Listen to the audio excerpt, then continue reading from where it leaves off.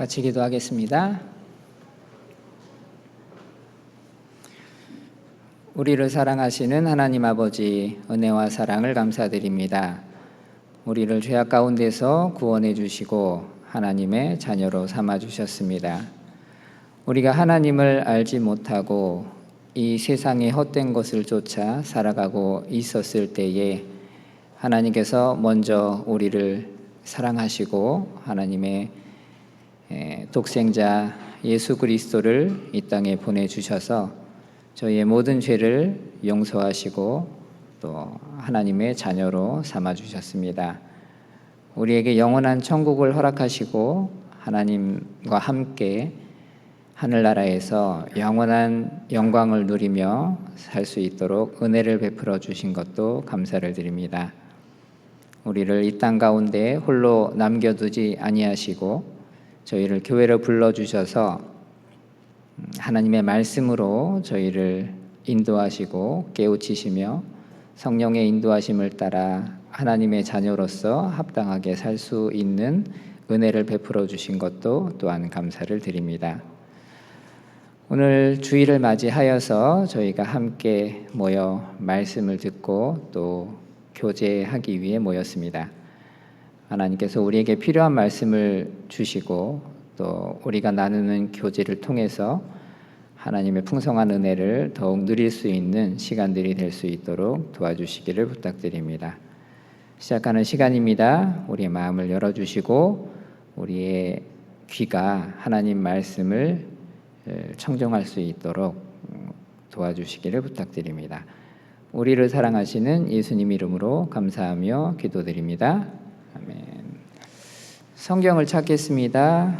성경은 마태복음 12장입니다.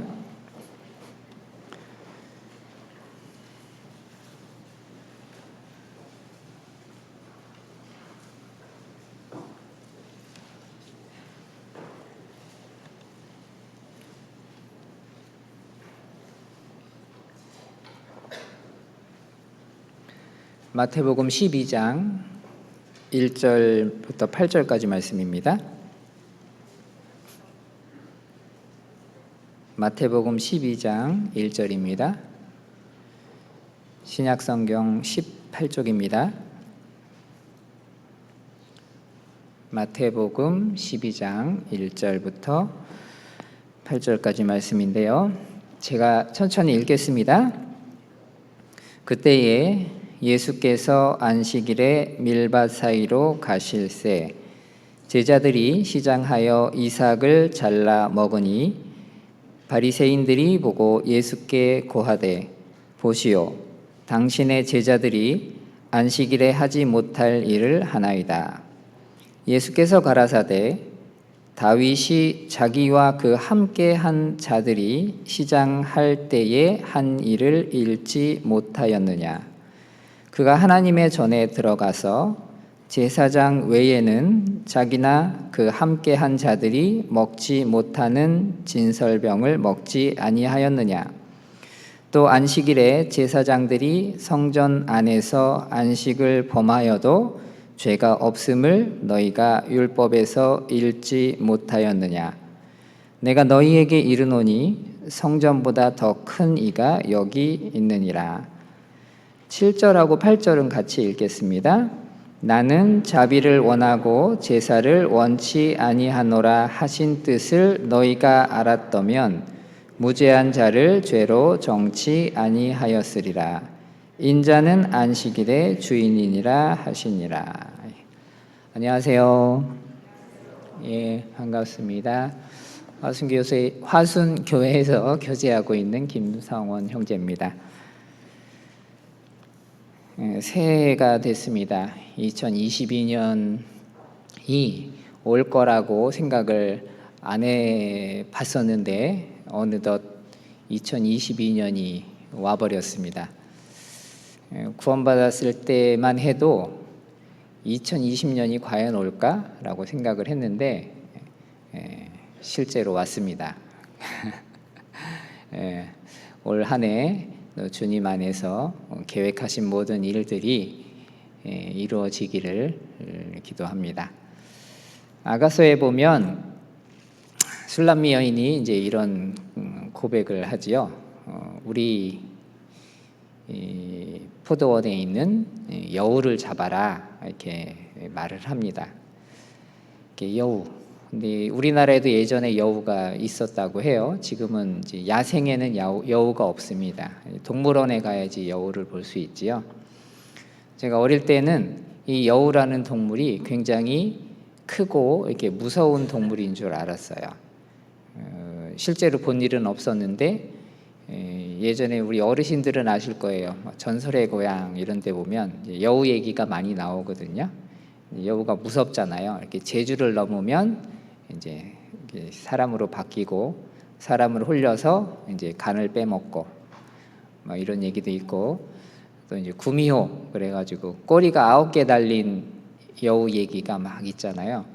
굉장히 무서워했었거든요. 근데 어느 순간 동물원에 가서 이 여우를 보니까 여우가 굉장히 작은 거예요.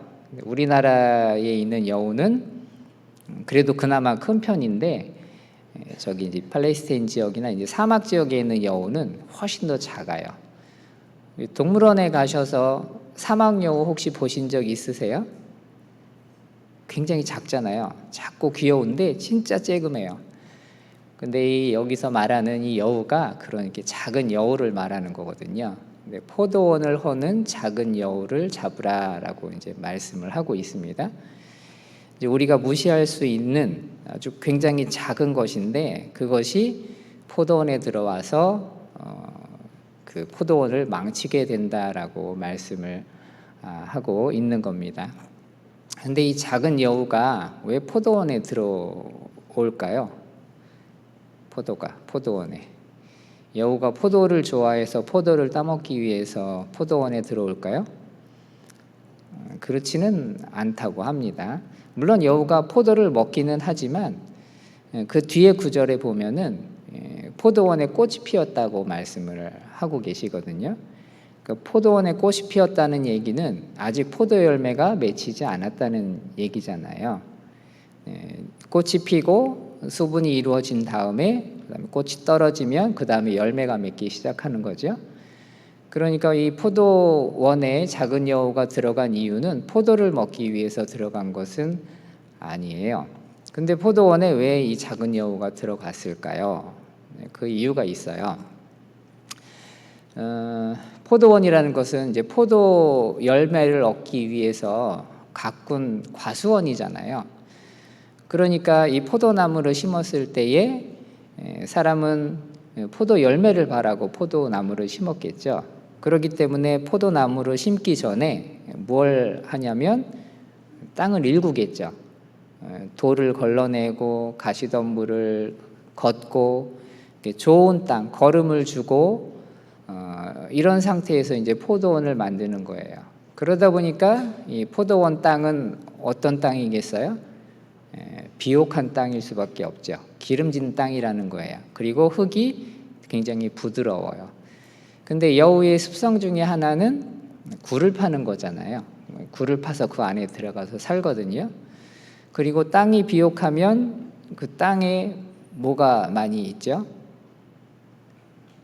곤충들이 많이 살거든요. 지렁이도 살고 여러 가지. 근데 여우는 잡식성 동물이거든요. 그러니까 그런 걸 좋아해요. 일단은 자기가 숨길 수 있는 집, 굴을 파기가 굉장히 쉽기 때문에 굴을 막 파는 거예요. 그리고 그 근처에는 먹을 수 있는 것들이 많이 있어요. 그래서 포도원에 들어가서 작은 여우들이 굴을 파서 이제 살기 시작하는데, 이제 문제는 굴을 파니까 땅속에 굴을 파다 보면 어떤 일이 벌어지냐면 포도나무가 뿌리를 내리고 그 뿌리로부터 수분과 양분을 흡수해야지 이제 좋은 열매를 맺게 되는데 그 뿌리를 건드리는 거예요. 그래서 뿌리가 들떠요. 그렇게 되면 수분을 잘 흡수하지도 못하고 양분을 잘 흡수하지도 못하기 때문에 좋은 포도 열매를 맺히기가 어려워진다라는 얘기입니다. 그래서 이 포도 농사를 망치게 하는 주범이 이 여우라는 거예요. 그런데 이 성경에 보면 아가서에 우리나라 성경은 작은 여우라고 이야기하지만 이제 다른 번역본들에 보면 원문에도 보고 뭐 영어나 스페인어나 다른 성경에 보면 이게 복수로 나와요. 그러니까 한 마리가 아니라는 거죠. 여러 마리라는 거예요. 작은 여우들이 이 포도원에 들어와서 이 농사를 망치게 되는 거거든요. 근데 예수님께서 씨 뿌리는 비유를 말씀해 주셨죠. 하나님의 말씀이 뿌려지는데 이렇게 그 뿌려지는 그 밭이 상태가 다 다르잖아요. 근데 이 밭은 사람의 마음을 이야기한다고 했죠. 길가에 뿌려진 씨는 너무 단단한 땅이기 때문에 새들이 와서 먹어버리고, 그 다음에 얕은 돌밭에 뿌려지면 밑에 돌들이 많기 때문에 뿌리가 깊게 내리지 못하고, 그리고 가시덤불 위에 뿌려지면 이제 그 가시덤불이 기운을 막아서 자라지 못하게 한다고 말씀을 하셔요. 그리고 마지막에 이제 좋은 땅에 뿌려졌을 때 이게 이제 60배, 100배의 이제 열매를 맺게 된다라고 말씀을 하십니다. 구원받은 우리들은 어떤 밭에 씨가 뿌려졌지요? 마지막이죠. 마지막 좋은 밭이라는 거예요. 그래서 우리 밭이 단단하지 않고 안에 어떤 돌멩이나 가시덤불이 없었기 때문에 이렇게 부드러운 땅이에요. 그래서 거기에 씨앗이 심겨졌고 거기서 싹이 트고 자라가고 있는 거거든요. 또 마가복음에 보면 우리 이제 그 신앙생활을 그 싹과 그 다음에 이삭과 열매로 이렇게 말씀을 해주시잖아요. 자, 우리는 좋은 밭에 하나님이 좋은 씨를 뿌리셨어요. 그러니까 이렇게 좋은 포도원을 만드시고 거기에 이제 좋은 포도나무로서 심겨졌다는 겁니다. 근데 우리의 마음밭이 부드러워요. 근데 우리가 지켜야 될 부분이 있어요. 이 작은 여우로부터 우리의 포도원을 지키지 않으면 어떤 일이 벌어지냐면 그 작은 여우들이 들어와서 그 열매를 맺히지 못하게끔 방해를 한다는 얘기입니다. 이 포도나무는 이제 열매를 맺혀야 돼요. 지금 포도나무의 상태가 막 꽃이 피어 있는 거거든요. 우리의 상태가 그렇다는 거예요. 지금 막 꽃이 피었어요. 하나님께서 우리를 통해서 좋은 열매를 맺기를 원하시는 거예요. 지금 우리 상태가 그렇거든요. 그런데 이 작은 여우들을 방치해 버리면 하나님은 우리를 통해서 그 좋은 열매들을 맺힐 수가 없다는 거예요. 열매가 맺기는 하겠죠. 그런데 정말 좋은 열매가 맺혀지는 게 아니라 부실한 열매가 맺혀질 수 있다는 겁니다. 이 작은 여우가 뭘까? 아마 각자가 다 다를 겁니다. 어떤 사람에게는 이것이 잘못된 습관일 수도 있고 또 게으름일 수도 있고 또 어떤 취미일 수도 있을 것 같습니다. 저도 이 작은 여우가 도대체 뭘까, 내 안에 있는 작은 여우들이 뭘까라고 이제 생각을 해보게 되거든요. 죄는 아니지만 하나님 앞에 올바로 살지 못하게끔 방해하는 것들이 있어요. 예를 들면 저는 이제 뉴스를 자꾸 봐요. 뉴스 보는 게 죄는 아니죠. 근데 뉴스를 보다 보면 시간을 너무 많이 뺏기는 거예요. 이게 합당치 않다 이런 생각이 들었어요. 뉴스를 보다 보면 거기에 마음이 쏟게 되고 시간도 쏟게 되고 그럼 에너지도 쏟게 되잖아요. 그러면은 내가 정말 더 하나님 말씀을 가까이 하고 또 기도하고 이래야 되는데 그런 부분들을 못하게끔 막아버리는 것이라는 거죠. 예를 들면 그렇다는 거예요. 근데 우리 형제자매님들도 생활 가운데 그런 작은 여우들이 분명히 있을 거예요. 그것을 가볍게 여기고 우습게 여기면 나중에 우리를 통해서 풍성한 열매가 맺히지 않을 수도 있다는 거예요. 지금 우리에게는 꽃이 피어 있어요. 하나님께서 우리를 통해서 하시고자 하는 일들이 있다는 거예요. 우리를 가꾸어 가고 계셔요. 근데 우리가 지켜야 될 것이 있다. 우리의 포도원을 우리가 지키고 이 울타리를 더욱 튼튼히 해야 되겠다라는 생각을 해보게 됩니다. 그래서 올 한 해도 시작하기 전에 정말 내 안에 있는 이 작은 여우들이 무엇인지 한번 생각을 해보시고 그 여우들을 잡아버려야 돼요. 그걸 잡지 않으면 나중에 열매가 제대로 맺혀지지 않을 수 있다라는 얘기입니다. 생각을 해보게 됐습니다. 자, 오늘은 마태복음 12장 말씀을 통해서 하나님께서 우리에게 주시는 교훈을 같이 생각해 보려고 합니다. 예수님 당시에 예수님을 따랐던 많은 사람들이 있었습니다. 예수님을 많이 따랐는데 예수님을 따랐던 사람들이 다 똑같은 목적을 갖고 예수님을 따르지는 않았어요. 어떤 사람들은 예수님을 구세주로 알고 따라다녔습니다. 즉 다시 말하면 영혼의 복을 받기 위해서 예수님을 따라다녔던 사람들이 있었습니다. 대표적인 사람들이 이제 예수님의 12 제자들이었죠. 자, 그리고 또 어떤 사람들은 육신의 복을 받기 위해서 예수님을 따라다녔던 사람들도 있었습니다.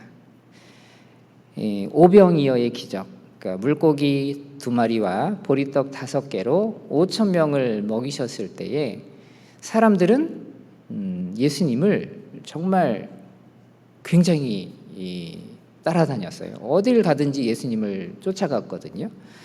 그런데 예수님께서 이 영혼에 관한 문제, 천국의 하늘나라에 관한 일을 말씀하셨을 때에 많은 사람들이 예수님 곁을 떠났습니다. 이 말씀은 너무나 어렵다라고 이야기하면서 가버렸다라는 얘기입니다. 자, 그리고 또 한 부류의 사람들은 예수님을 고소할 어떤 근거를 찾기 위해서, 즉 예수님을 비방할 어떤 조건을 찾기 위해서 예수님을 따라다녔던 사람들도 있었습니다. 유대인 가운데서 이제 종교가들이라고 불려지는 사람들이 있었습니다. 성경에 대표적으로 세 부류의 사람들이 나오는데요. 종교가들 하면 이제 바리새인들, 그다음에 서기관들, 그다음에 사두개인들 이렇게 나옵니다. 이제 바리새인이라는 말 뜻은 구별되다, 분리되다 이런 의미를 갖고 있는데요. 어떤 한 사람을 이야기하는 것이 아니라 그 바리새파, 구별된 무리, 그러니까 하나님의 말씀을 문자 그대로 지키며 살려고 노력했던 사람들을 일컬어서 이제 바리새파 사람이라고 불렀습니다. 그들은 하나님 말씀을 정말 지키려고 노력했고 경건하게 살려고 노력했던 사람들이었습니다. 그런 사람들을 일컬어서 이제 바리새파 사람이라고 불렀습니다. 그리고 또 성경에 서기관이라는 사람들이 나오는데요.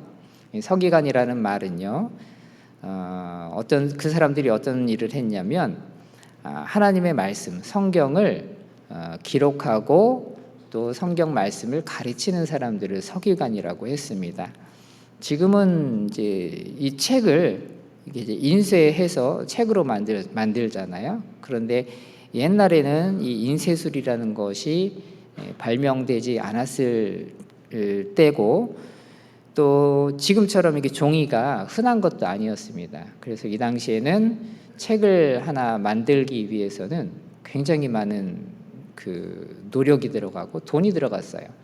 양이나 소가죽을 벗겨서 거기다가 기록을 하거나 아니면 파피루스라는 종이 그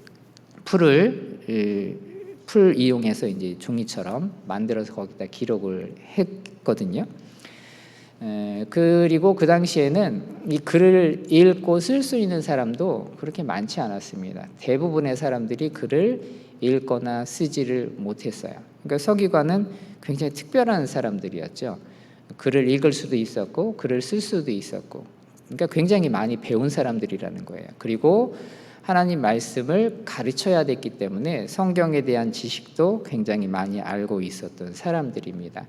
그런 사람들을 일컬어서 이제 서기관들이라고 불렀던 겁니다.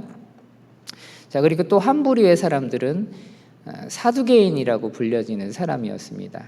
사두개인들은 다윗 왕 때에 대제사장이었던 사독의 후손들을 사두개인이라고 불렀는데요. 이 제사장들은 특권층이었습니다. 그 당시에 제사장은 아무나 할 수 없었어요. 하나님께서 말씀하시기를 반드시 아론의 자손들만 제사장이 될 수 있다라고 하셨기 때문에 이 제사장은 세습이 됐어요. 아버지가 제사장이면 아들도 자동으로 제사장이 됐어요. 그래서 이 당시에 유대 사회에서 이 제사장 계급은 특권층이었습니다. 굉장히 존경받는, 또 어떤 권력과 권세를 누리고 있는 하나의 권력층이었다라는 겁니다. 이들을 일컬어서 사두개인이라고 불렀습니다. 자, 그런데 이 종교가들은 예수님을 따라다녔는데 왜 따라다녔느냐? 예수님을 비방할 근거를 찾기 위해서, 예수님을 고소할 근거를 찾기 위해서 쫓아다녔습니다. 한 예로 이 바리새인들과 서기관들이 예수님이 대답하기 정말 어려운 그런 질문들을 골라서 예수님에게 하곤 했습니다. 한 번은 이 바리새인과 서기관들이 헤롯 당원들 사람들을 데리고 예수님을 찾아갑니다. 이제 헤롯 당원들이라는 말은요, 이때 당시에 이스라엘은 로마의 지배를 받고 있었습니다. 로마의 식민지였다는 거예요.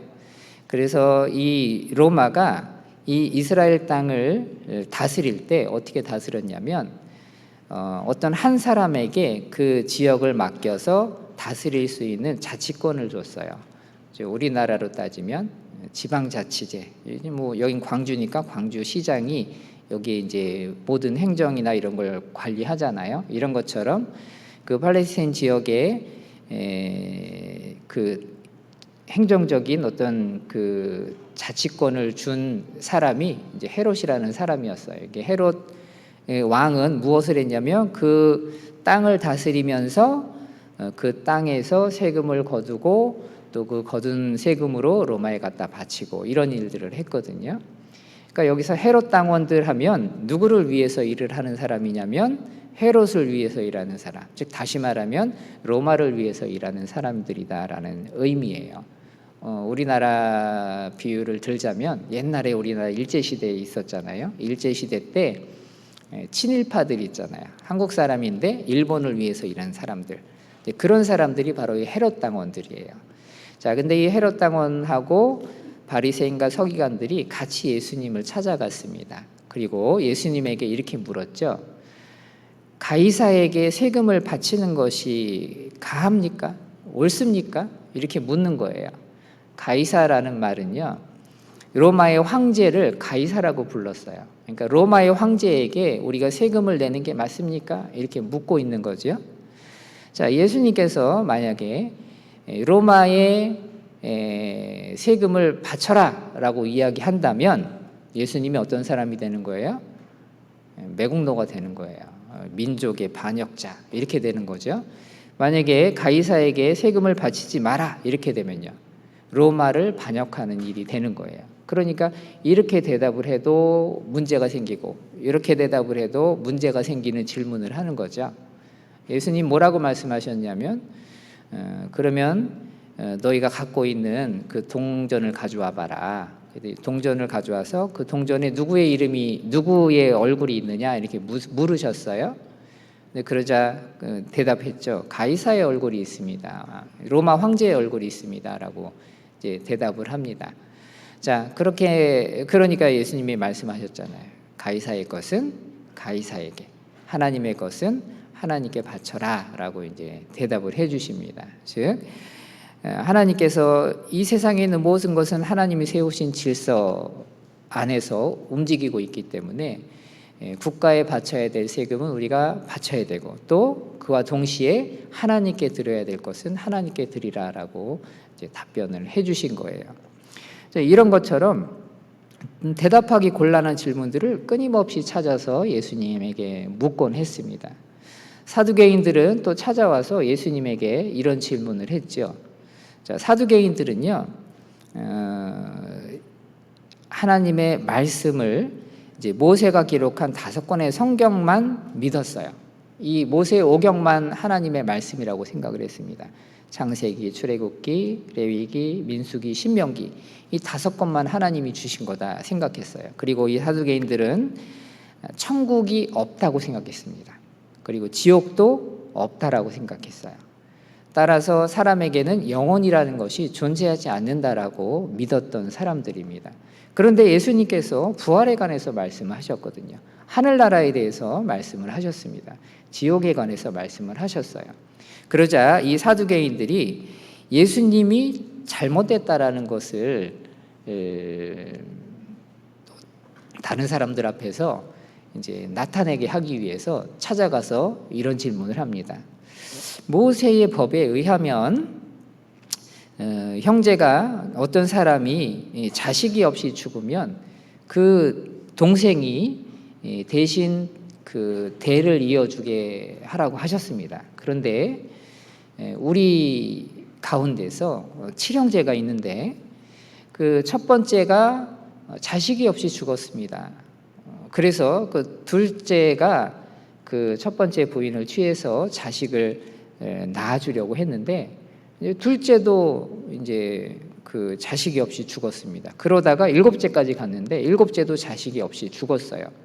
자, 그러면 나중에 부활한 후에 이 여자는 누구의 부인이 되는 겁니까? 일곱 형제가 다 남편으로 있었는데 이제 이런 질문을 하게 되죠. 그러자 예수님께서 이렇게 말씀하시죠. 너희가 하나님도 오해하고 하나님의 말씀도 오해하였도다라고 말씀하시면서 죽음 이후에 부활하면 우리 영은 장가가지도 않고 시집가지도 않는다라고 말씀하셔요. 그리고 부활이 분명히 있다는 것을 말씀하시면서 성경 말씀을 인용해 주셨거든요. 하나님께서 모세에게 나타나셨을 때 자신을 뭐라고 소개하셨냐면 나는 아브라함의 하나님이요 이삭의 하나님이요 야곱의 하나님이라 라고 현재형으로 말씀을 해주셨어요. 모세가 살았을 당시에 아브라함, 이삭, 야곱은 이미 죽은 사람들이거든요. 오래전에 죽어서 장사된 사람들인데 하나님은 자기 자신을 소개할 때 현재형으로 소개했다는 거예요. 나는 아브라함의 하나님이다. 나는 이삭의 하나님이다.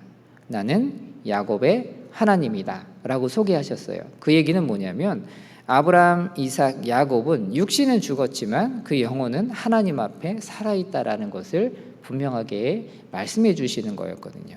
이 말씀을 통해서 사두개인들에게 답을 해 주십니다. 부활이 분명히 있다라는 것을 설명해 주신 거였어요. 자, 이것처럼 사람들은 어떻게든 예수님을 올무에 걸려서 넘어지게 하려고 자꾸 이제 찾아가서 이런 어떻게 보면 불순한 질문들을 계속해서 했던 것을 볼 수 있습니다. 자, 이 예수님의 말씀은요 명확했습니다. 또 분명했습니다. 하나님의 말씀을 전했고 그 전한 말씀을 많은 기적과 이적으로 뒷받침해 주셨습니다. 그런데도 불구하고 이 종교가들은 예수님의 말씀을 온전히 믿지 못하고 오히려 예수님을 대적했던 모습을 볼 수 있습니다. 왜 그랬을까요? 그 이유는 예수님께서 이 바리새인들과 서기관들, 이 종교가들의 외식하는 모습, 그 위선적인 모습을 많은 사람들 앞에서 자꾸 드러내셨기 때문에 그렇다라는 얘기입니다. 이 바리새인과 서기관들에게 예수님은 회칠한 무덤이라고 책망하셨습니다. 회칠한 무덤이라는 것은 이때 당시에 무덤은요 굴을 파서 그 안에 시체를 넣고 그 다음에 거기를 큰 돌로 돌려서 막았거든요. 그리고 그 겉을 이제 페인트 아름다운 색으로 칠을 해놨어요. 그러니까 겉으로 보기에는 굉장히 아름답고 화려해 보이지만 그 안에는 시체가 썩고 있었죠. 바로 바리새인들의 모습이 그와 같다라고 책망을 하셨다는 얘기입니다. 그 당시에 종교가들은 하나님의 말씀을 지키고 거룩하게 산다라고 생각을 하면서 사람들 앞에서 보이며 살았지만 실제 그 마음속은 부패하고 타락했던 것입니다. 그래서 그것을 자꾸 드러내신 거예요. 자, 그렇기 때문에 예수님께서 그 종교가들을 볼 때 정말 신랄하게 비판하고 비난하셨던 모습을 볼 수 있습니다. 자, 그런데 그에 반해서 예수님의 말씀을 듣고 자기의 죄를 깨닫고 뉘우치고 예수님께 나오는 사람들에게는 정말 큰 은혜와 사랑으로서 대해 주셨던 것을 우리가 볼 수 있습니다. 현장에서 간음하다가 잡혀온 한 여인이 있었습니다. 바리새인과 서기관들이 그 여인을 데리고 예수님 앞에 왔습니다. 그리고 예수님에게 물었죠. 모세의 법에 의하면 이런 여자는 돌로 치라고 했습니다. 당신은 뭐라고 하시겠습니까? 라고 묻습니다. 왜 이런 질문을 했을까요? 마찬가지로 예수님을 곤란에 빠뜨리게 하기 위한 하나의 질문이었어요.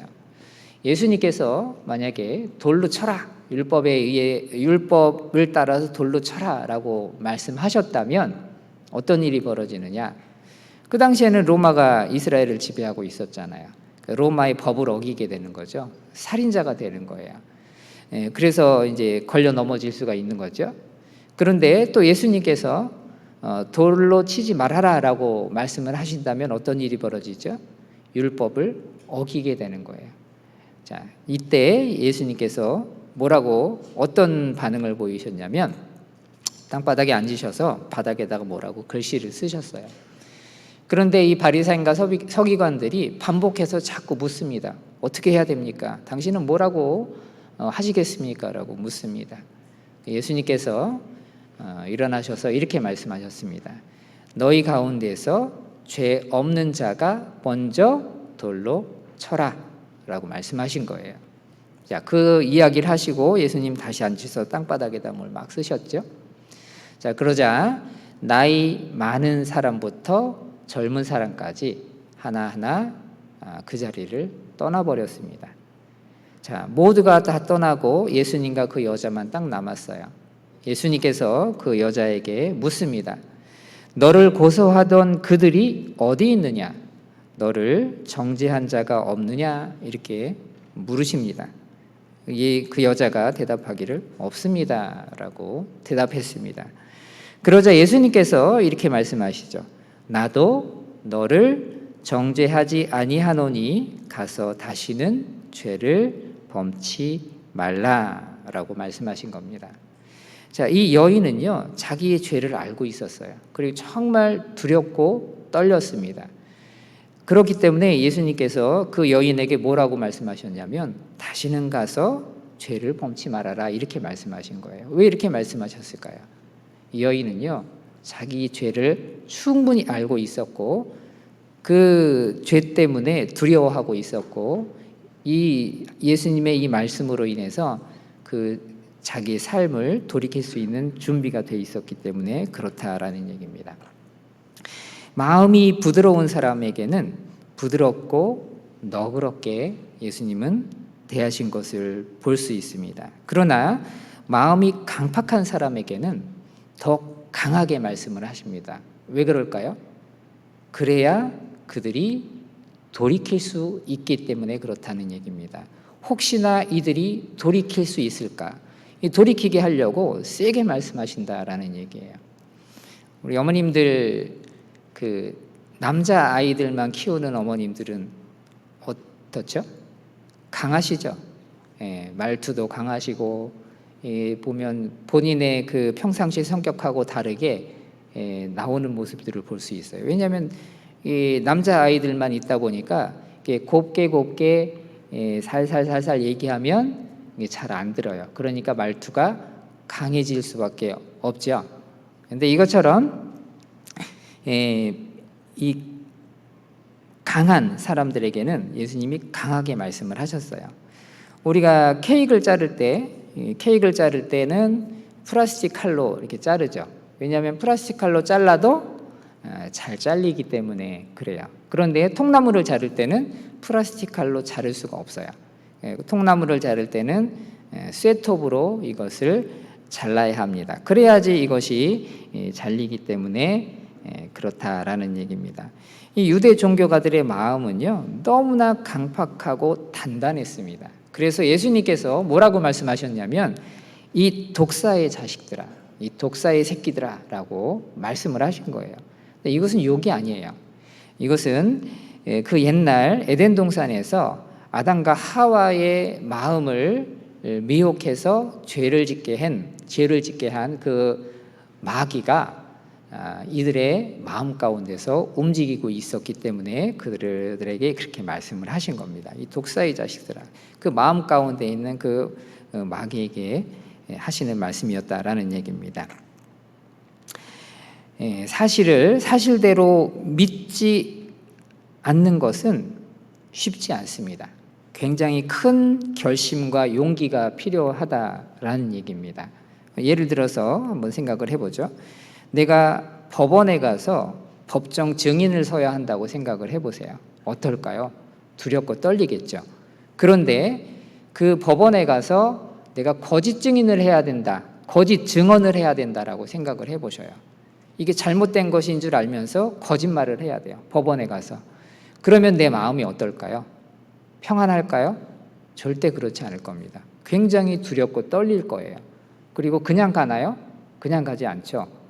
충분히 연습을 할 겁니다. 가면 내가 해야 될 말들을 머릿속에 생각하고 글로도 써보고, 그리고 가면 이렇게 얘기해야지 수없이 반복할 겁니다. 그것뿐만이 아니죠. 내 안에 있는 그 양심의 소리를 억눌러야 되는 거예요. 이게 정말 큰 용기가 필요하다는 거예요. 사실을 사실대로 믿지 않는다는 것은. 그런데 이 유대 종교가들이 이와 같은 일을 했었다라는 얘기입니다. 예수님의 말씀은 진리였어요. 거짓을 말하시지 않으셨습니다. 자, 그래서 예수님이 붙잡히셨을 때에 많은 증인들을 데리고 와서 예수님이 잘못한 것을 증언하게 했지요. 그런데 결과는 어땠습니까? 올바로 된 증언이 없었어요. 다 얘기가 달랐고 거짓된 증언들을 했기 때문에 이 증인들의 증언으로 인해서 예수님의 잘못을 가려낼 수 없었습니다. 예수님은 진리만을 말하셨기 때문에, 또 진리만을 행하셨기 때문에 그렇다는 겁니다. 자, 그런데 이 바리새인과 서기관들은 뭐라고 이야기했냐면, 예수님께서 귀신을 내어 쫓는 것이 바알세불의 힘을 빌어서 쫓아냈다라고 주장을 했습니다. 바알세불이라는 것은 마귀를 이야기하는 거잖아요. 마귀의 힘을 빌어서 귀신을 쫓아냈다, 이렇게 주장을 했어요. 그 예수님이 그 말씀을 듣고 이렇게 얘기하셨죠. 모든 죄는 다, 사람의 모든 죄는 다 용서받을 수 있지만 성령을 회방하는 죄는 용서받을 수 없다. 즉 하나님이 하시는 일을 보고도 그것을 애써 부인하고 마귀가 한 일이다라고 이야기한다면 그것은 용서받지 못한다라고 말씀합니다. 예수님이 병든 자를 고치고 소경이 눈을 뜨게 하고 문둥병자를 고치고 이런 것들을 봤지만 그들은 끝내 그 마음을 열지 않았습니다. 그리고 놀라지 않았어요. 그리고 오히려 예수님을 어떻게 하면 책 잡아서 죽일까라고 이들은 생각을 했었던 겁니다. 자, 그들이 이제 그렇게 생각했던 사람들이 종교가들, 이 바리새인들이라는 거예요. 자, 우리가 이 본문에 보면 이 바리새인들이 예수님과 예수님의 제자들을 책망했던 모습을 볼 수 있습니다. 예수님의 제자들이 예수님과 함께 안식일 날 어딜 가고 계셨어요. 근데 어디를 가는데 밀밭을 지나셨습니다. 근데 이 제자들이 굉장히 배가 고팠던 모양입니다. 그래서 이 밀밭을 지나면서 그 밀밭에 그 밀이삭을 따서 먹었어요. 자, 그것을 본 바리새인들이 예수님과 예수님의 제자들을 지금 책망하고 있습니다. 어째서 당신의 제자들이 안식일에 하지 못할 일을 하나이까? 라고 따져 묻는 거예요. 이 말은 무슨 말이냐면 당신이 당신의 제자들을 똑바로 가르치지 못했기 때문에 지금 이런 일이 벌어졌습니다 라고 책망하는 겁니다. 더 나아가서는 예수님이 율법도 제대로 모르고 있다라는 것을 비난하고 있는 말이기도 합니다. 자, 그 말을 들으셨던 예수님께서 이렇게 말씀을 하시는 거예요. 안식일의 의미가 뭔지 아냐? 이걸 묻고 계시는 겁니다. 이 마가복음 2장에 똑같은 내용이 기록이 되어 있는데요. 마가복음 2장에 예수님이 이렇게 말씀하셔요.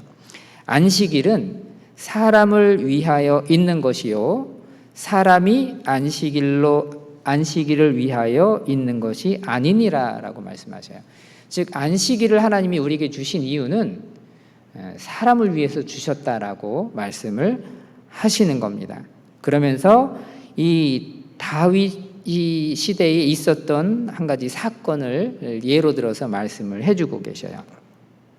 다윗이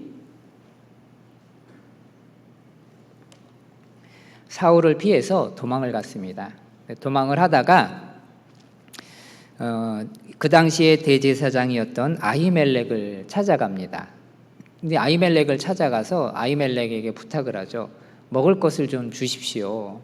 굉장히 오랫동안 음식을 먹지 못해서 허기가 졌던 겁니다.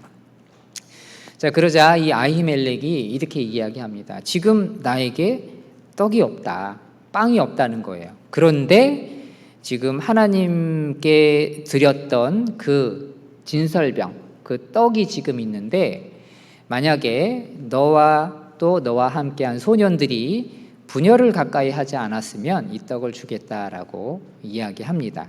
그 다윗이 우리가 여러 날 동안 분열을 가까이 하지 않았습니다. 그래서 그 떡을 받아서 먹었어요.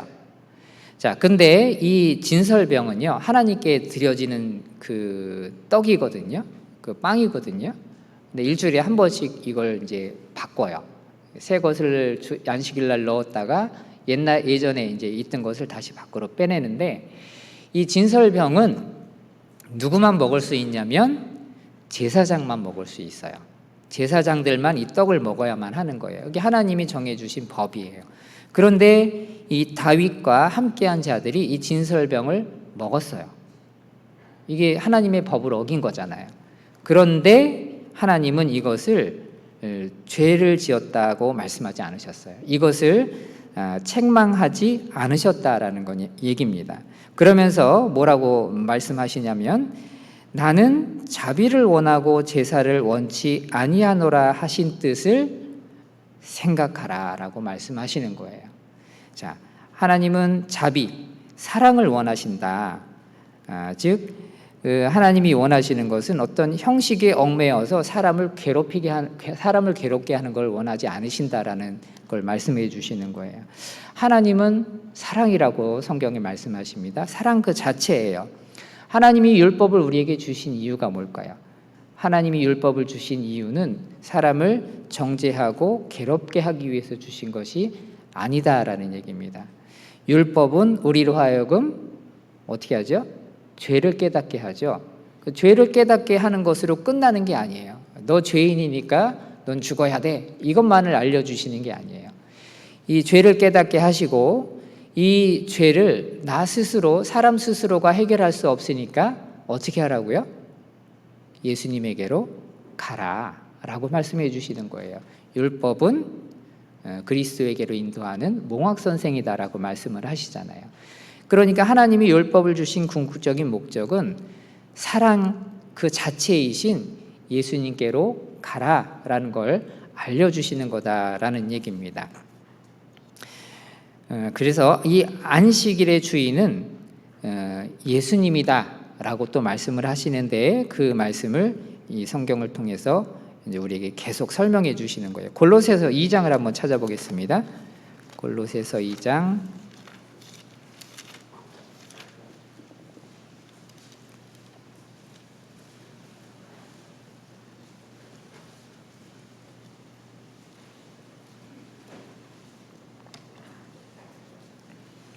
골로새서 2장 16절 말씀입니다. 골로새서 2장 16절 말씀 신약성경 326쪽입니다. 골로새서 2장 16절 말씀 천천히 같이 읽어보겠습니다. 그러므로 먹고 마시는 것과 절기나 월삭이나 안식일을 인하여 누구든지 너희를 폄론하지 못하게 하라. 이것들은 장래일의 그림자이나 몸은 그리스도의 것이니라. 먹고 마시는 것, 구약성경에 우리가 먹어도 되는 것, 먹지 말아야 될 것을 하나님이 말씀을 해주셨거든요. 그것과 또 절기라는 것은 지켜야 되는 어떤 명절을 이야기하는 거예요. 우리나라에도 명절이 있죠. 곧 설날이 다가오죠. 설날, 추석 이런 걸 명절이라고 이야기하잖아요. 그런데 이스라엘 사람들에게도 명절, 이 절기가 있었어요. 지켜야 되는 절기 7개가 있었습니다. 그 절기나 또는 월삭이라는 것은 매달 첫째 날 하나님께 제사를 드리는 것을 말해요. 이 월삭이나 또 안식일, 안식일을 인하여 누구든지 너희를 편론하지 못하게 하라. 왜냐? 이 절기나 월삭이나 안식일은 장래일의 그림자다라고 말씀하셔요. 그러면 실체는 뭐죠? 실체는 예수 그리스도다라는 말씀입니다. 즉 구약 시대에 말씀하시는 이런 것들은 결국은 누구를 설명하기 위해서 하나님이 만들어 놓으신 거냐면 예수 그리스도를 설명하기 위해서 만들어 놓으신 거다라는 말씀입니다.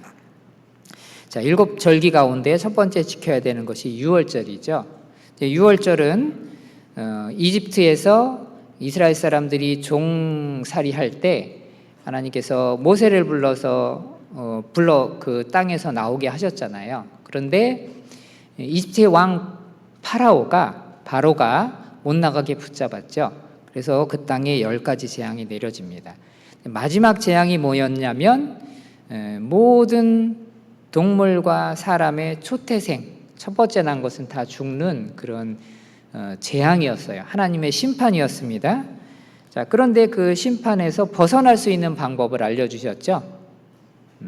각 집마다 어린 양을 잡아서 그 양의 피를 집의 문, 설주와 임방에 발라라. 그러면 하나님의 심판이 넘어간다. 이걸 알려주신 거잖아요.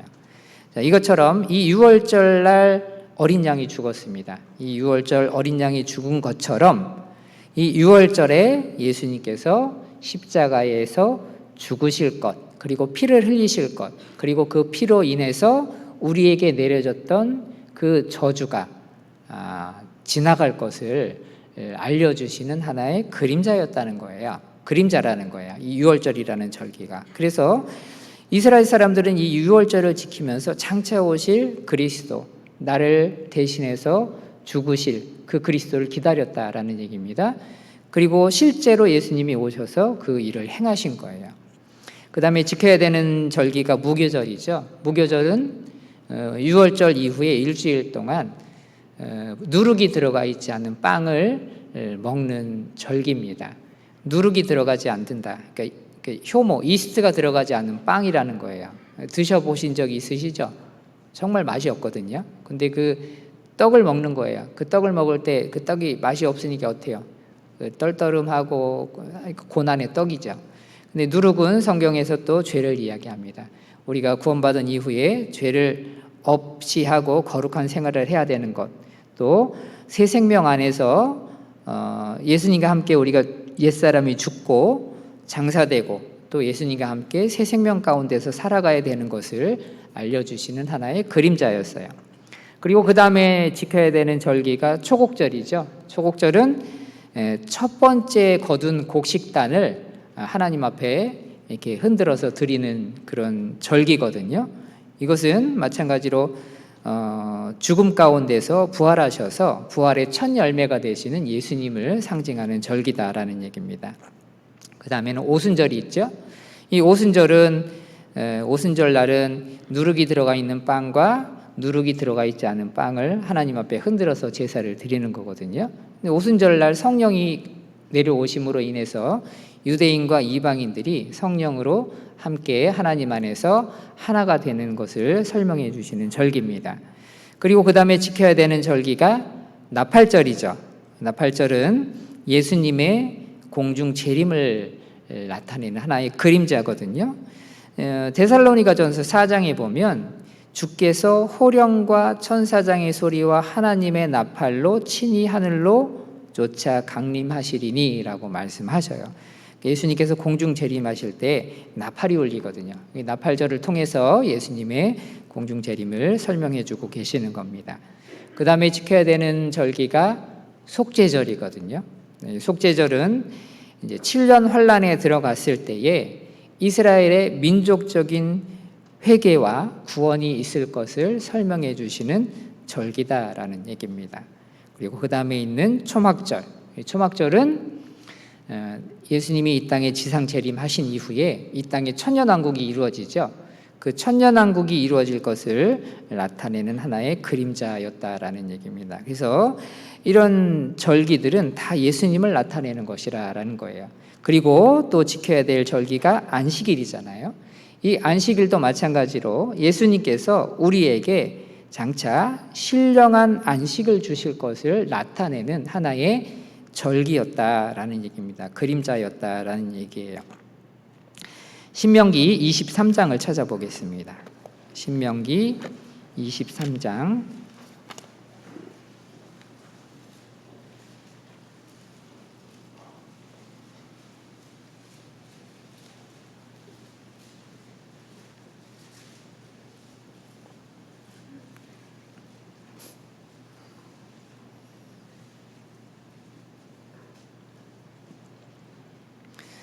신명기 23장 24절 25절 말씀입니다. 신명기 23장 24절 25절 구약성경 298쪽입니다.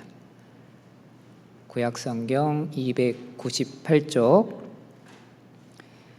신명기 23장 24절 25절 말씀 같이 한번 읽어보겠습니다. 내 이웃의 포도원에 들어갈 때에 마음대로 그 포도를 배불리 먹어도 가하니라. 그러나 그릇에 담지 말 것이요. 내 이웃의 곡식밭에 들어갈 때에 내가 그 이삭을 따도 가하니라. 그러나 내 이웃의 곡식밭에 낫을 대지 말지니라. 하나님께서 이스라엘 사람들에게, 유대인들에게 주신 법이에요. 그 법이 뭐냐면 내 이웃의 포도원에 들어갈 때에 마음대로 포도를 배불리 먹어도 가하니라. 남의 포도밭에 들어가서 포도를 따먹어도 된다는 거예요. 이게 뭐죠? 우리나라 말로 하면 서리 하는 거거든요. 서리 해보셨어요? 어릴 때? 지금은 큰일 나죠. 이렇게 하면. 근데 옛날에는 이제 이게 크게 뭐라 안 하셨잖아요. 그렇죠? 그다음에 이제 이렇게 뭐 따먹는 거. 근데 하나님 뭐라고 말씀하시냐면 포도원에 들어가서 포도를 배불리 따먹어도 괜찮다고 말씀하시는 거예요. 이건 죄가 아니다, 도적질이 아니다라고 말씀을 하셨어요. 왜 그러셨을까요? 왜 도적질이 아니라고 말씀을 하셨을까요? 왜 남의 포도원에 가서 이 포도를 따먹었을까요? 심심해서 재미로 따먹지는 않았을 거예요. 왜 그러죠? 배가 고파서 이걸 따먹은 거예요. 그러니까 배가 고파서 그걸 먹었으면 그건 죄가 되지 않는다라고 말씀하시는 거예요. 그런데 뒤에 또 조건이 있죠. 그러나 그릇에 담지 말라고 말씀하십니다. 그릇에 담는다. 포도원에 가서 막 그릇에 담는다는 건 무슨 의미죠? 가져가서 먹겠다는 거잖아요. 그 욕심이 들어간 거예요. 배가 고파서 포도를 따서 먹은 거는 죄가 되지 않아요. 하나님이 그렇게 말씀하신 거예요. 그런데 뒤에 보면 이웃의 곡식밭에 들어갈 때에 손으로 그 이삭을 따도 가한다. 그게 뭐예요? 이삭을 따서 먹는다는 게 뭐예요? 배고파서 너무너무 배가 고팠는데 어떻게 해요? 그 옆에 곡식이 먹을 게 있으면 그걸 따서 그걸 먹어도 그건 죄가 되지 않는다고 말씀하시는 거예요. 그런데 어떻게 해요? 낫을 대지는 말라는 거예요. 낫을 댄다는 말은 뭐죠? 남의 밭에 들어가서 막 낫으로 막 곡식을 벤다는 것은 도적질인 거예요. 왜요? 욕심이 들어간 거예요. 정말 배가 고파서 잠깐 먹은 게 아니거든요. 그래서 이게 유대인들에게 하신 말씀이에요. 우리에게 적용하면 절대 안 됩니다. 우리나라에서는 이렇게 하면 우리나라 법에 걸려요. 자, 이 말씀을 이 유대인들이, 종교가들이 알고 있었어요. 이걸 모를 리가 없잖아요. 그렇죠? 그들은 계속 하나님의 말씀을 읽고 외우고 이 일을 반복했었으니까. 그런데 이 말을 형식적인, 겉으로는 외우고 있었지만 이 말씀을 하신 근본적인 마음을, 하나님의 마음을 이들은 알지 못했다는 거예요. 하나님의 근본적인 속성은 사랑이에요. 사람을 위해서 이 율법이라는 걸 주셨다는 걸 이들은 잊고 있었다라는 얘기입니다. 그렇기 때문에 이 제자들이, 예수님의 제자들이 밀바 사이를 지나면서 이삭을 따먹은 것 같고 뭐라 한 게 아니라 이것을 언제 따먹었다고요?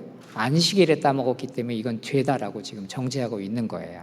그래서 예수님께서 이 안식일을 왜 주셨는지 아느냐? 이걸 지금 되묻고 있고 또 이 의미를 설명해 주고 계시는 겁니다. 이 유대인들은요, 안식일에 해서는 안 되는 39가지의 일을 만들어 놨어요. 그 대표적인 것이 안식일 날은 씨를 뿌리면 안 돼요. 파종하는 것은 안 됩니다. 그리고 추수하는 것도 안 돼요. 그리고 타작하는 것도 안 됩니다. 까부르는 것도 안 되고 바느질을 해서도 안 돼요. 사냥을 해서도 안 되고 요리를 해도 안 돼. 음식을 만들어도 안 되고 또 불을 켜거나 불을 꺼도 안 됩니다. 이런 자잘한 것을 다 만들어 놨어요. 그리고 그 당시에 이 바리새인들이 서로 자기네들끼리 어떤 논쟁을 벌인 것이 있는데, 그 논쟁 중에 하나가 뭐냐면 바늘 있잖아요. 바늘을 이 주머니에 넣고 움직이는 것이 이 안식일에 일을 한 거냐 아닌 거냐 갖고 엄청나게 싸웠다고 해요. 우리가 보기에는 정말 아무것도 아닌 것인데, 이 하나님이 이 안식일을 지키라고 하신 본 뜻을 생각하지 못하고 겉으로 나타나는 것만을 갖고 서로 막 다투고 싸웠다라는 얘기입니다. 우리 가운데서도 이런 일들이 있을 수 있거든요. 저도 들은 얘기인데, 이제 어머님들이 식당에서 봉사를 하시는데 음식을 만들잖아요. 음식을 만드는데 음식의 간을 소금으로 맞춰야 되냐 아니면 간장으로 맞춰야 되냐 이래가지고 막 소금파 간장파 나눠서 막 이렇게 다투는 경우가 있었다고 해요, 예전에. 근데 우리가 음식을 만들고 모여서 봉사하는 목적이 뭐죠? 형제자매님들을 섬기고 대접하는 거거든요. 그게 목적인데 그 목적을 잊어버리고 사소한 거 가지고 막 다투는 일이 벌어진다는 거예요. 제가 멕시코에 있었을 때에 이제 봄에 이제 수련회를 했거든요. 거기에는 이제 여름 휴가가 없어요. 여름이 그렇게 길지 않기 때문에. 근데 봄에 이제 부활절이 되면 이제 부활절 연휴 기간이 있는데 그때를 이용해서 이제 수련회를 했거든요. 수련회를 하는데 저희 교회 이제 자매님들이 음식을 준비하셔야 되는데 음식을 준비하시는데 막 싸우시는 거예요, 어머님들이. 그래서 왜 싸우시는가 가서 봤더니 그 음식을 만드셔야 되는데 음식을 어떤 것으로 만드냐를 갖고 싸우시는 거예요. 한 무리의 어머님들은 이 음식을 가스불에다가 해야 된다 이렇게 주장을 하시고, 또 한 무리의 어머님들은 숯불에다 해야 된다 이렇게 막 싸우시는 거예요. 숯파와 가스파가 나뉘어져서 서로 막 다투는데 해결될 기미가 안 보이는 거예요. 그래서 그냥 가만히 있었어요. 어떻게 되는가 보자 하고. 근데 결국은 어떻게 했냐면 둘로 나눠서 했어요. 가스파는 가스에다 하고 숯파는 숯을 피워서 숯에다가 음식을 하고. 뭐 어디다 음식을 하든 간에 중요한 것은 음식을 만드는 거잖아요. 그리고 마음을 하나로 하고 서로 이제 그 봉사함으로 인해서 형제자매님들 대접하는 게 중요한데, 소소한 것 갖고 다툼을 일으킴으로 인해서 정말 중요한 것을 잃어버릴 수가 있다라는 얘기입니다. 근데 이때 바리새인들이 이제 이런 것을 갖고 자꾸 문제를 삼았던 거예요. 예수님의 제자들이 이삭을 잘라 먹었잖아요. 근데 그것은 안식일날 추수하지 말라고 했는데 추수한 거다. 그래서 안식일을 어겼다. 지금 이렇게 주장하고 있는 거예요. 그리고 또 누가복음 6장에도 똑같은 상황을 말씀해 놓고 계시는데, 이 누가복음 6장에는 제자들이 그 이삭을 잘라서 손으로 이렇게 비벼 먹었거든요. 왜냐하면 껍질이 있으니까 껍질을 까야 되잖아요. 이렇게 비빈 것은 뭘 한 거냐? 탈곡한 거다, 타작한 거다는 거예요. 껍질을 깠으니까 안식일을 어겼다는 거죠. 그리고 이게 손을 비벼서 껍질을 벗기면 어떻게 하죠? 껍질째 먹을 수 없으니까 이거 불어야 되잖아요, 껍질을. 이 껍질을 부른 것은 키질을 한 거다, 까부르기를 한 거다. 그래서 안식일을 어겼다라고 지금 막 예수님을 지금 책망하고 있는 거예요. 이 바리새인들은요, 하나님의 율법을 알았어요. 하나님의 말, 이걸 모를 리가 없거든요. 모세오경을 달달달 외웠으니까. 하나님의 율법을 알았지만 그 주신 목적을 생각하지 않았어요.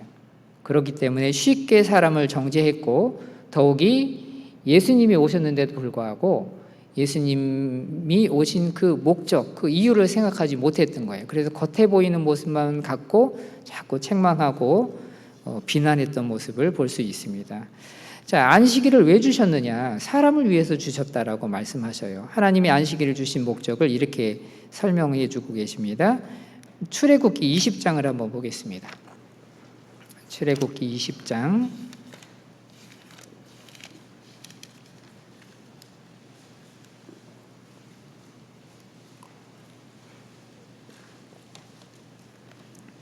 20장 8절,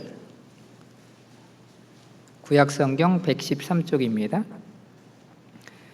출애굽기 20장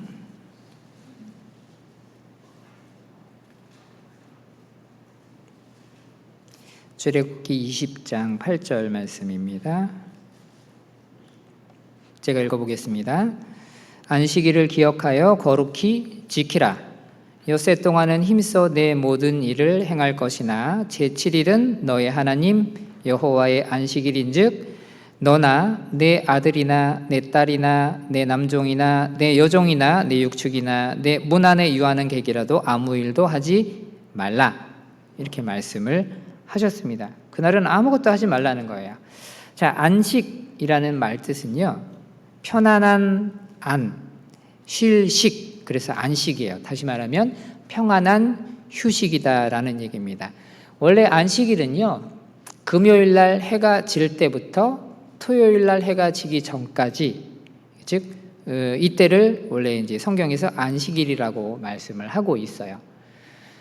오늘은 안식일이 아니에요. 오늘은 무슨 날이죠? 주일이라고 우리가 불러요. 주일이라는 말은 주님의 날이라는 뜻이에요. 우리는 왜 이 주일날 모여서 말씀을 듣느냐?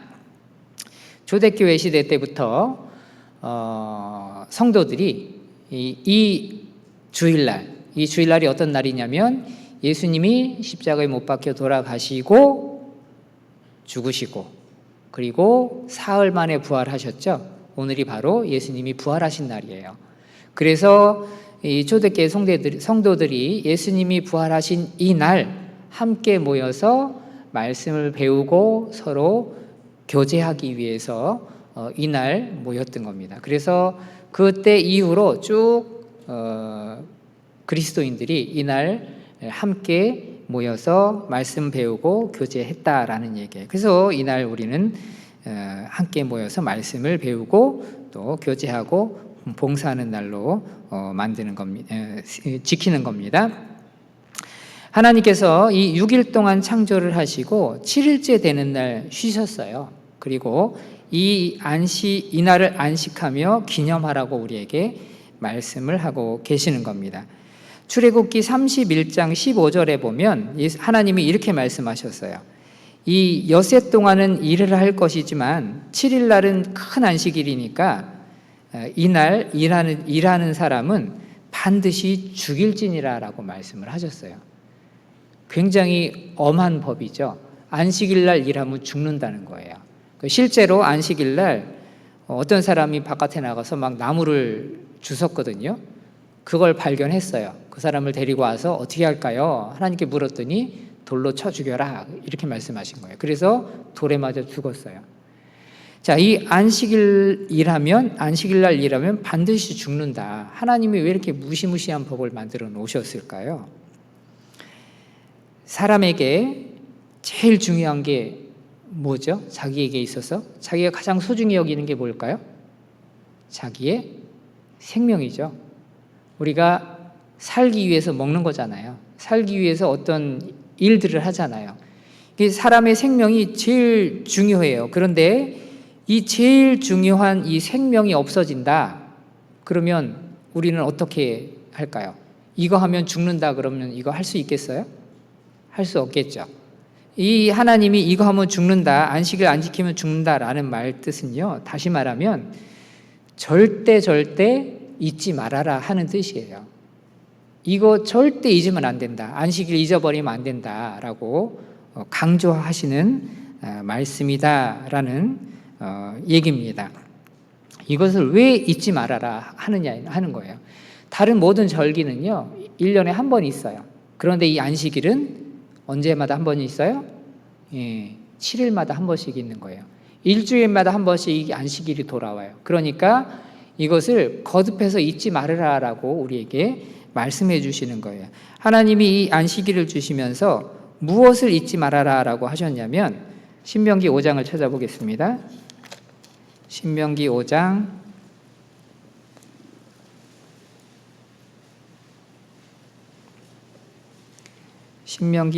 12절입니다.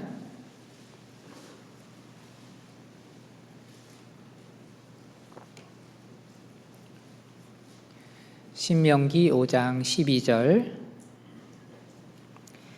구약성경 269쪽입니다. 신명기 5장 12절 제가 읽겠습니다. 여호와 너의 하나님이 내게 명한 대로 안식일을 지켜 거룩하게 하라. 그 다음에 15절입니다. 15절 말씀은 같이 읽어보겠습니다. 너는 기억하라. 내가 애굽 땅에서 종이 되었더니 너의 하나님 여호와가 강한 손과 편팔로 너를 거기서 인도하여 내었나니 그러므로 너의 하나님 여호와가 너를 명하여 안식일을 지키라 하느니라 말씀하십니다. 자, 안식일을 주신 이유.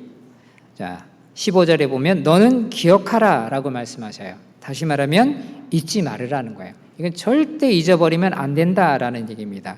왜 잊지 말아라? 어떤 것을 잊지 말아라 라고 말씀하시냐면요. 첫 번째, 애굽의 종살이, 애굽에서 400년간 종살이 했거든요. 바로의 밑에서. 애굽의 종살이에서 벗어나서 안식하게 되었음을 기억하라는 거예요. 이 안식일을 지키는 이유가. 다시 말하면 성경에서 말하는 이 애굽은 세상을 이야기하거든요.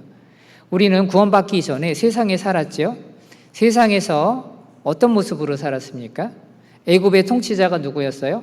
바로였죠. 바로는 성경에서 마귀를 말하거든요. 우리는 세상에서 마귀의 종으로 살았어요. 즉 죄의 종으로 살았다는 겁니다. 그런데 하나님께서 우리를 거기서부터 건져내셨어요. 구하셨다는 거예요. 그래서 죄의 종에서 건져내서 하나님이 주시는 안식 가운데 들어갔다. 이걸 잊지 말아라는 거예요.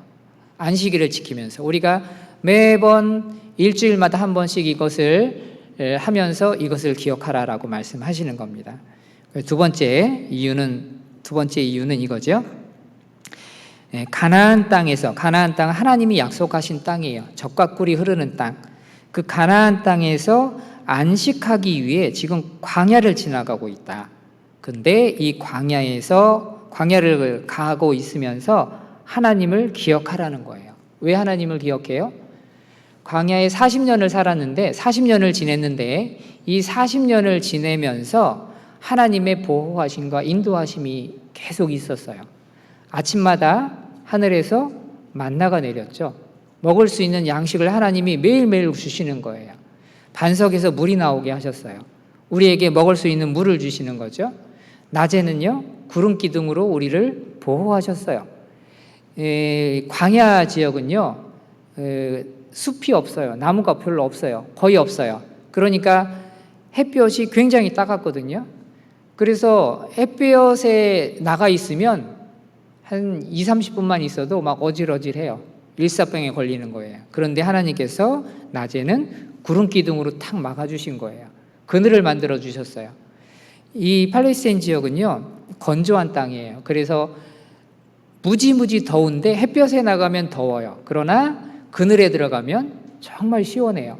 하나님께서 그거를 낮에 구름 기둥으로 탁 막아주신 거예요. 밤에는요, 너무너무 춥거든요. 그런데 하나님이 불 기둥으로 보호하신 거예요. 지켜주신 거예요.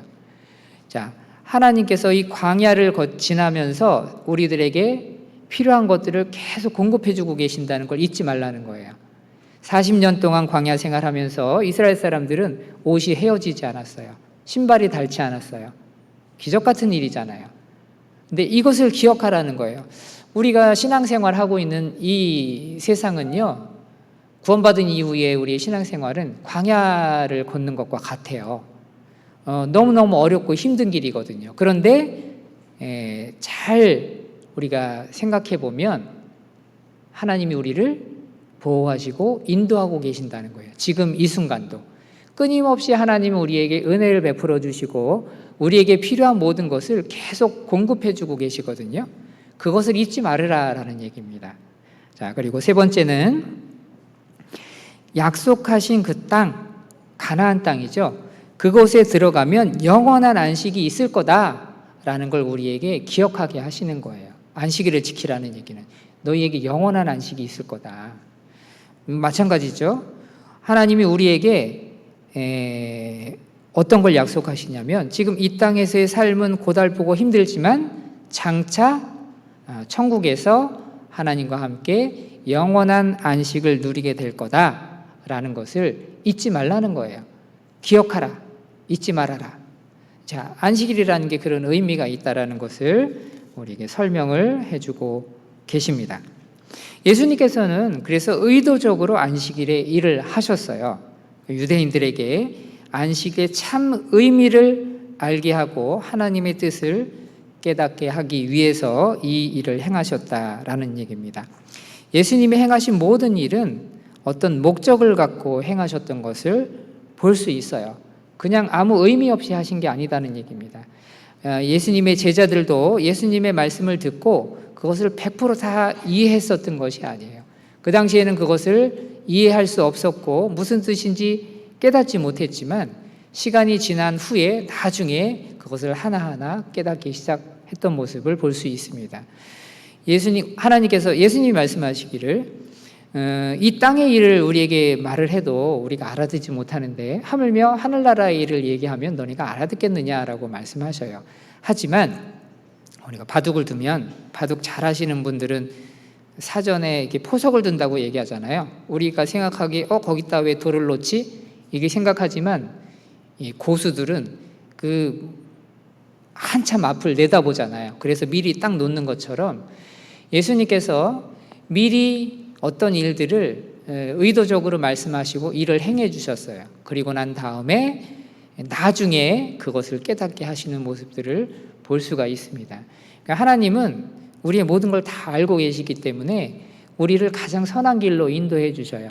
그래서 우리가 살다가 때때로 우리 머리로는 이해할 수 없는 일들이 우리에게 다가오기도 하고 또 도저히 견딜 수 없을 것 같은 일들이 우리에게 닥치기도 하지만 하나님은 실수하지 않으시는 분이라는 거예요. 그걸 통해서 분명히 더 좋은 걸 주시려고 우리에게 허락하신다라는 얘기입니다. 예수님의 제자들도 그걸 믿었어요. 예수님의 제자들이 예수님의 말씀을 그때 당시에 100%다 이해할 수 없었지만 온전히 예수님을 신뢰하고 따라갔던 모습을 볼 수 있습니다. 시간이 지나고 난 후에 나중에 돌이켜 봤을 때 예수님의 이 말씀이 이 행동이 바로 이것을 위해서 하신 것이었구나라는 걸 알게 됐다라는 얘기입니다. 그래서 우리도 우리가 이해할 수 없는 부분들, 우리가 정말 어렵고 힘들어하는 부분들도 하나님의 뜻이 있구나라는 걸 생각하고 잠잠히 참고 기다리면, 인내하면 하나님께서 나중에 깨닫게 해주신다라는 것을 잊지 마시기 바랍니다. 예수님의 제자들이 안식일에 이삭을 잘라 먹었어요. 예수님께서 이 사건을 통해서 진정한 안식일의 의미를 우리에게 알려주고 계셔요. 하나님이 우리에게 율법을 주신 목적은 정죄하기 위함이 아니에요. 사람을 위해서 주셨다라는 얘기입니다. 우리를 심판하시기 위해서 율법을 주셨다면, 하나님의 말씀을 주셨다면 예수님은 이 땅에 오시지 않으셨을 거예요. 하나님은 악인이 죽는 것을 기뻐하지 않으신다고 말씀하셔요. 그들이 그 죄에서 돌이켜 사는 것을 원하신다는 거예요.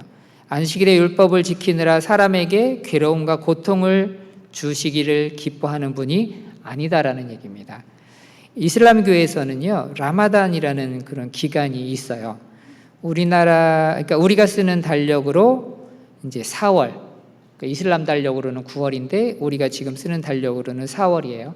이 4월 한 달 동안 이슬람교를 믿는 사람들은요, 이 낮에 아무것도 먹지 않아요. 음식을 먹지 않아요. 물만 먹어요. 근데 우리가 실내에서만 있어도 하루 종일 굶으면 어때요? 괴롭잖아요. 힘들잖아요. 그런데 하물며 바깥에서 일하는 사람들은 어떻겠어요? 그런데도 바깥에 일하는 사람들도 그 힘든 육체적인 노동을 하면서도 아무것도 먹지 않아요. 낮에는 해가 지고 난 다음에 그 다음에 이제 음식을 먹는다라는 얘기입니다. 자, 그들은 이러한 일을 한 달 동안이나 해요.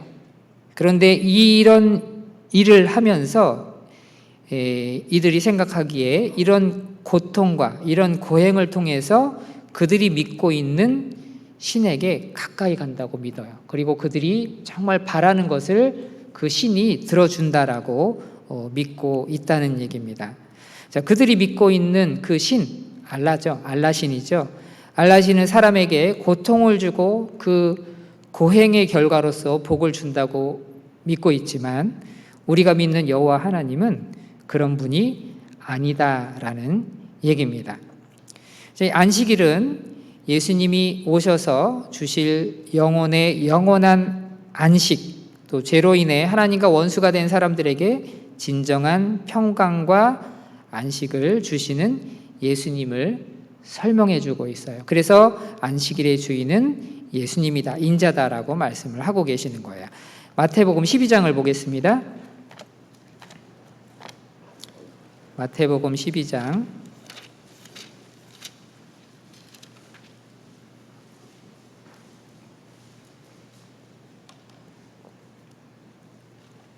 마태복음 12장 5절 말씀입니다. 마태복음 12장 5절 같이 읽어보겠습니다. 또 안식일에 제사장들이 성전 안에서 안식을 범하여도 죄가 없음을 너희가 율법에서 읽지 못하였느냐. 성전의 제사장들은요, 안식일날 더 많이 일을 해야 했어요. 안식일날 수양 2마리로 2번의 제사를 드려야 했고, 또 향을 피워야 했고, 뜨거운 진설병을 묵은 것과 대체해야 됐다라는 얘기입니다. 자, 그런데 그럼에도 불구하고 이 제사장들은 안식일에 성전 안에서 일하는 것을 안식일을 범한 것으로 인정되지 않았어요. 왜냐하면 자기 자신을 위한 일이 아니라 하나님을 섬기는 일이었기 때문에 그렇다라는 얘기입니다. 신약시대, 우리 시대에는요, 구원받은 그리스도인을 뭐라고 이야기하죠? 베드로전서에 하나님의 거룩한 제사장이라고 말씀을 하고 있지요. 너희는 택하신 족속이요, 왕같은 제사장들이요 라고 말씀합니다. 우리는 하나님 앞에 하나님을 섬기는 제사장이에요.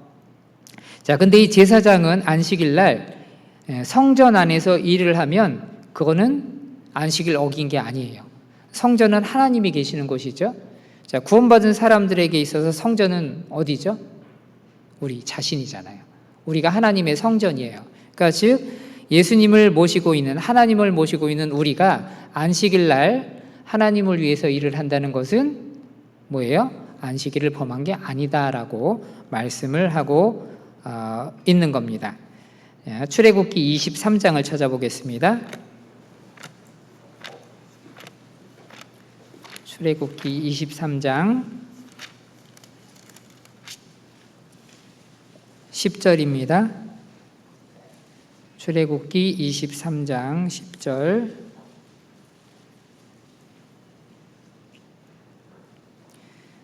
출애굽기 23장 10절 제가 읽어보겠습니다. 너는 6년 동안은 너의 땅에 파종하여 그 소산을 거두고 제7년에는 갈지 말고 묵여두어서 내 백성의 가난한 자로 먹게 하라. 그 남은 것은 들짐승이 먹으리라. 너의 포도원과 감람원도 그리 할지니라. 너는 6일 동안 내 일을 하고 제7일에는 쉬라.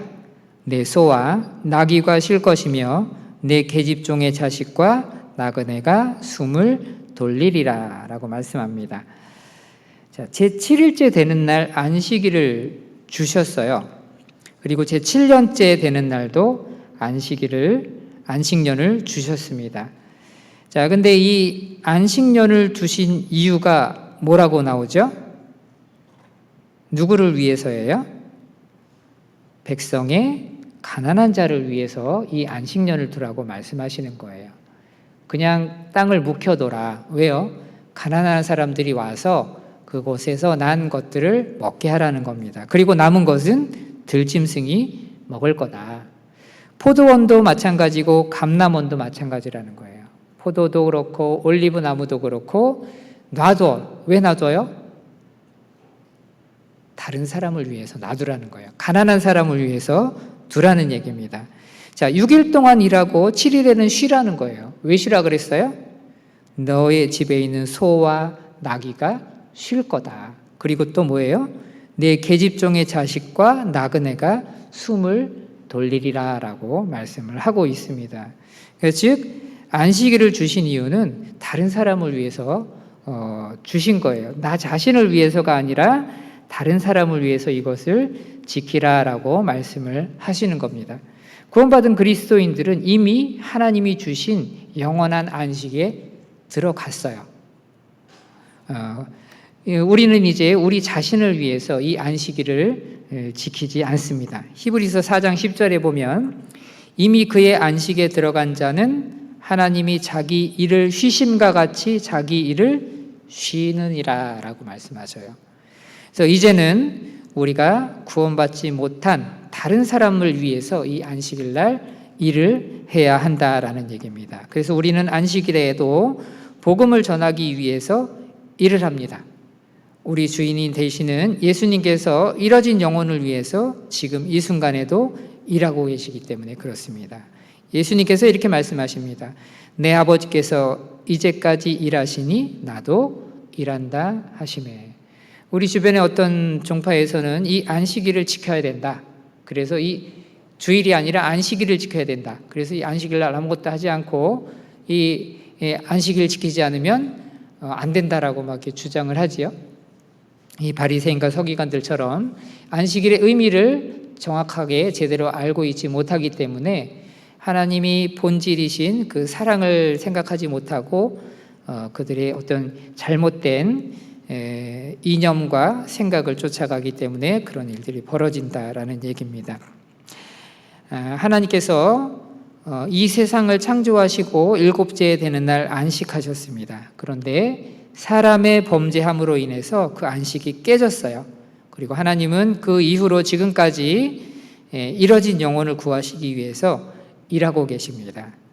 우리는 이미 그 하나님이 주신 영원한 안식에 들어갔습니다.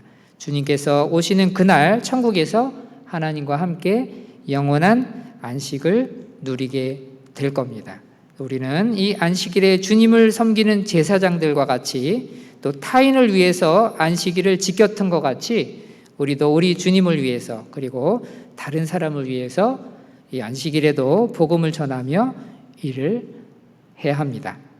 잃어진 영혼이 하나님께 돌아오는 이 일보다 더 가치 있는 일은 이 세상에 없기 때문에 그렇습니다. 다다음 주부터 대전도 집회가 시작이 됩니다. 더 기도하고 또 우리 주변에 하나님의 사랑을 알지 못한 그 영혼들에게 용기를 내서 전도할 수 있는 우리 형제자매님들이 됐으면 좋겠습니다. 기도하고 마치겠습니다. 우리를 사랑하시는 하나님 아버지 은혜와 사랑을 감사드립니다. 오늘 말씀을 통해서 안식일의 의미를 다시 한번 생각해 보게 되었습니다. 항상 무엇을 하든지 하나님이 우리에게 베푸신 은혜를 기억하며 또 하나님께서 우리에게 부탁하신 것들을 생각할 수 있도록 도와주시길 구합니다. 다음 주부터 있을 대전도 집회에 말씀 듣는 영혼들을 보내주시고 그 영혼들이 하나님의 말씀을 통해서 거듭나는 큰 역사가 이루어질 수 있도록 하나님 도와주시기를 부탁드립니다. 우리를 사랑하시는 예수님 이름으로 감사하며 기도드립니다.